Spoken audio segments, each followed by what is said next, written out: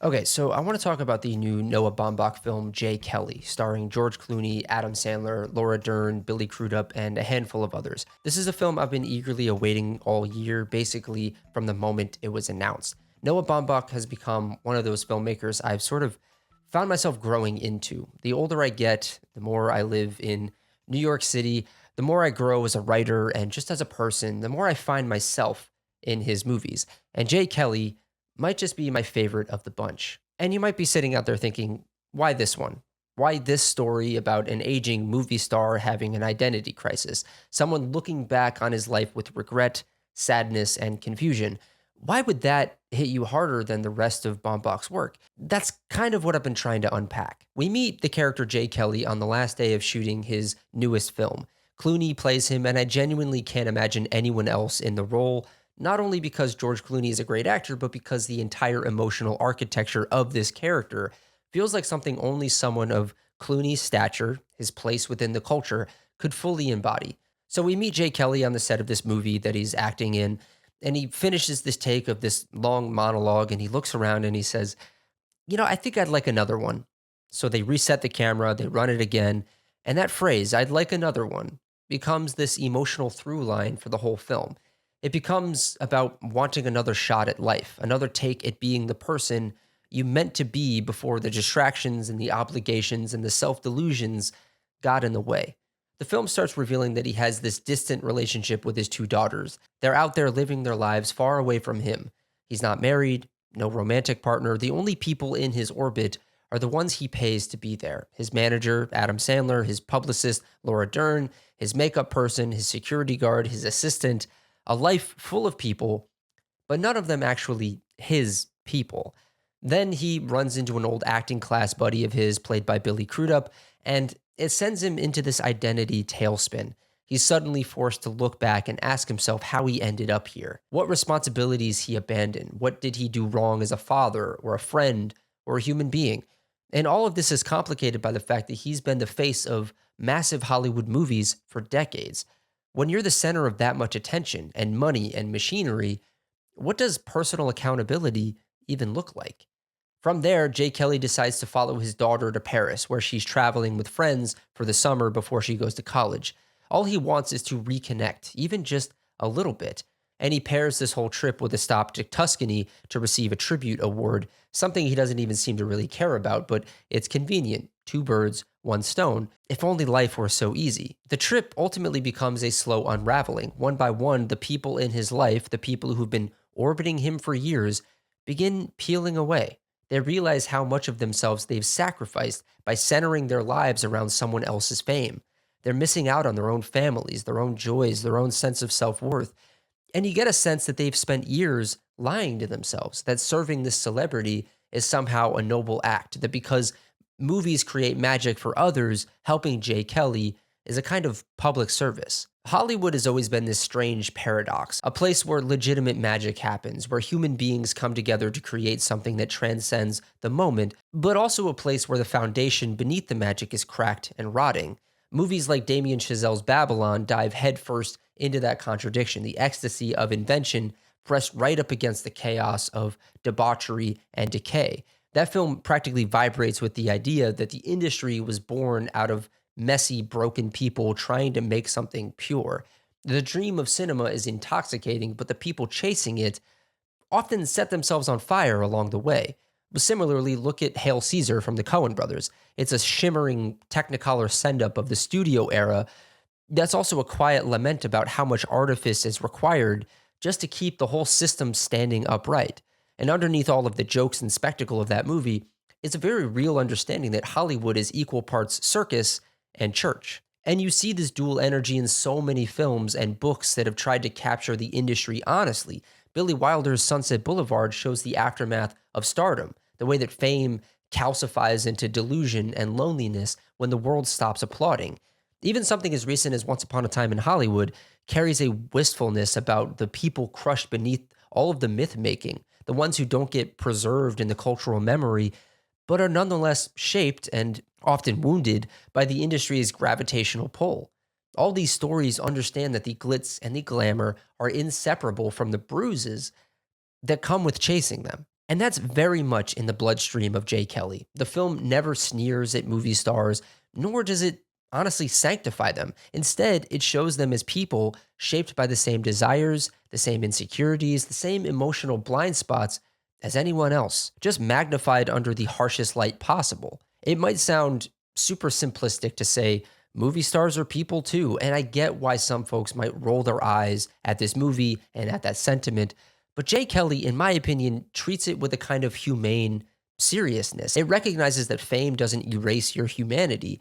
If anything, it distorts it, it stretches it, sometimes even starves it. It's not about pitying celebrities, it's about acknowledging that the machinery of Hollywood creates emotional casualties at every level, from the biggest names on the marquee to the people that are quietly propping them up behind the scenes. And Noah Baumbach and his co writer on this, Emily Mortimer, find something tender in that contradiction, that the same system capable of producing transcendent art is also capable of breaking the very people who make it. There's a big refrain throughout this movie, the idea of being yourself, and how hard that becomes when your entire livelihood depends on performing other selves. Actors get multiple takes, but in life, you only get one.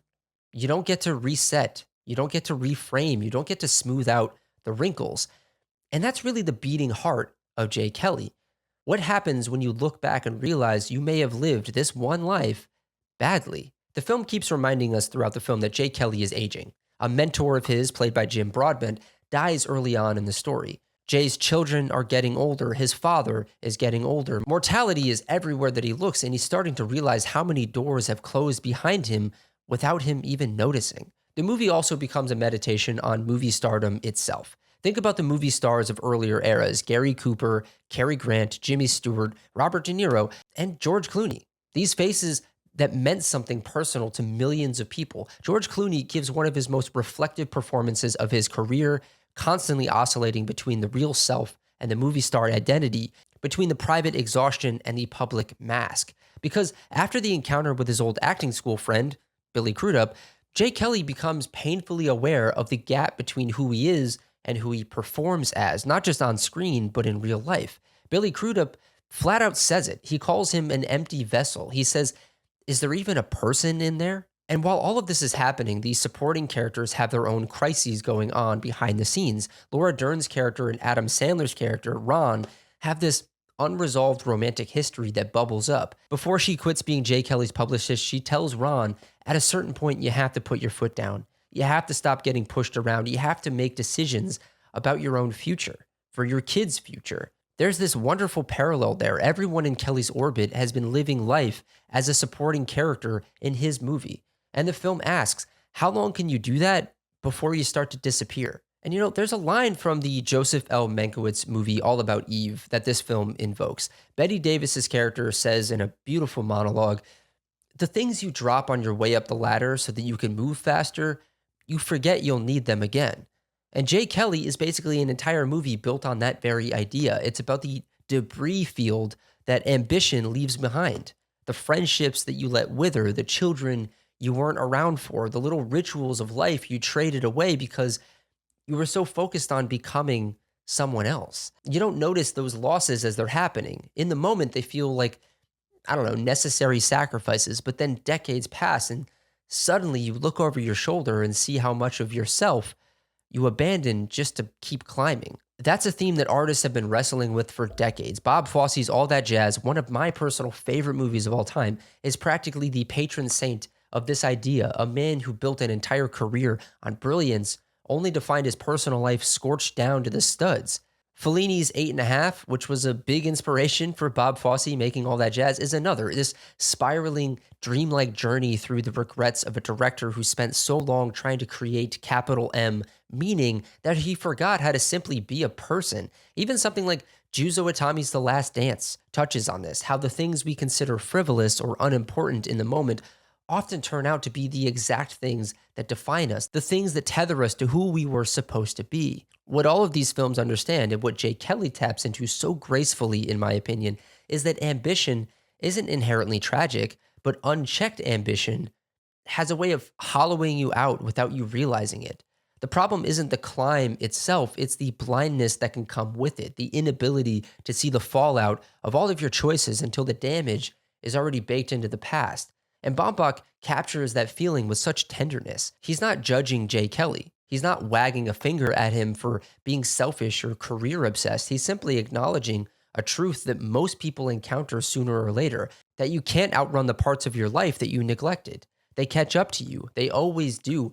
And when Jay Kelly stands there trying to reconcile the ghost images of the things that he dropped on the way up, the tragedy isn't that he became a movie star. It's that he forgot how to hold on to the things that made him a human being. He even says at one point, how can I play a human being when I don't see people, when I don't touch people?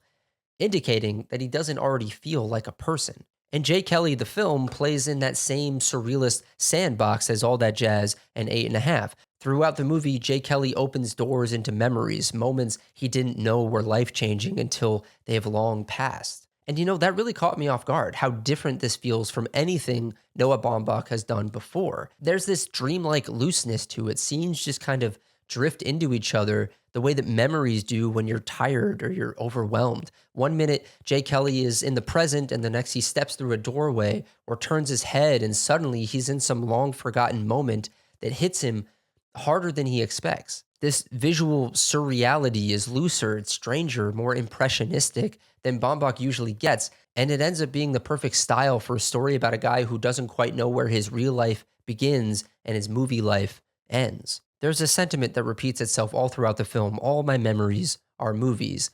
And Jay Kelly means it literally. He remembers where he was in life based on the film he was making or the film that was coming out at that moment. But Baumbach and Mortimer push this idea further. That's how memory works for all of us, in a way. We attach our lives to culture, to the stories we consume. There's a filmic quality to the way that we remember our own past. And meanwhile, the supporting performances are fantastic. Adam Sandler gives one of the best supporting turns of the year. It's warm, anxious, sad, funny, quietly unraveling. He's been Jay Kelly's manager for 30 years. He's put out fires. He prioritizes Kelly over his own kids, his own wife, his own health. He flies to Tuscany to be by Kelly's side because that's the role he thinks he's supposed to play. But his own family is dealing with medical issues, personal crises, anxieties back in California, and he's torn between being a father, a husband, and a caretaker for a grown man who seemingly cannot take care of himself. There's a moment near the end where Ron finally breaks. He says, "Look, you're Jay Kelly, but I'm Jay Kelly too. We did this together." And it's devastating. It reframes the whole dynamic. Jay Kelly's crisis doesn't just affect Jay Kelly, it ripples out to everyone who's tethered themselves to him, whether willingly or not willingly. And Ron, for the first time, tells him he can't keep making impulsive decisions that ruin other people's lives. And because this is a Noah Baumbach movie, it's full of dry, razor-sharp humor. There are running gags woven throughout. One of the funniest being the cheesecake thing. Let me explain. Early on in the film, Jay Kelly walks into his dressing room, and there's always a slice of cheesecake waiting for him. And he doesn't know why, so Ron reminds him that years ago he said that he loved cheesecake and he wanted it in his rider. So everywhere he goes, there's always a slice of cheesecake waiting for him. And the more I've sat with this movie, the more I've realized that the cheesecake might actually be the emotional heartbeat of the whole movie. When I first watched this movie, I just laughed it off. It felt like such a classic Baumbach bit. This absurd little detail about an actor forgetting his own rider and being mildly annoyed every time someone earnestly brings him a slice of cheesecake. But once I got home, hours later, the simplicity of it kept circling in my mind. Because it's not just a joke, it's this tiny, perfect symbol of how far Jay Kelly has drifted from himself. Somewhere along the line, he stopped being the guy who loved cheesecake. He became the guy who thinks he doesn't. And that shift happened so quietly, so slowly, that he didn't even notice it. The tragedy in Jay Kelly isn't just in the big operatic regrets, the children he wasn't present for, the relationships that he let crumble. It's in the tiny things, the small pleasures, the little preferences that get buried under the persona that he spent decades maintaining. That's what makes the cheesecake so potent. It's not about dessert, it's about identity erosion. It's about the way fame or even just adulthood can turn you into someone you don't quite recognize, someone who lives by habit rather than desire. The fact that Ron remembered, that Ron held on to that detail for 30 years because he cared, makes the whole thing even more bittersweet. Jay Kelly forgot himself, but the people who loved him didn't. And at the end of the film, when he finally eats the cheesecake, when he takes a bite and his face softens and something sparks behind his eyes, it lands to me like an awakening. It's such a small gesture, but it feels monumental. It's the first moment in the entire film where he stops performing and just is. There's no facade, no movie star mask, no curated persona, just a man remembering something true about himself. And that's why the gag feels like the whole movie in miniature. Noah Baumbach is showing us that the self doesn't vanish all at once, it disappears piece by piece through 1,000 tiny acts of forgetting.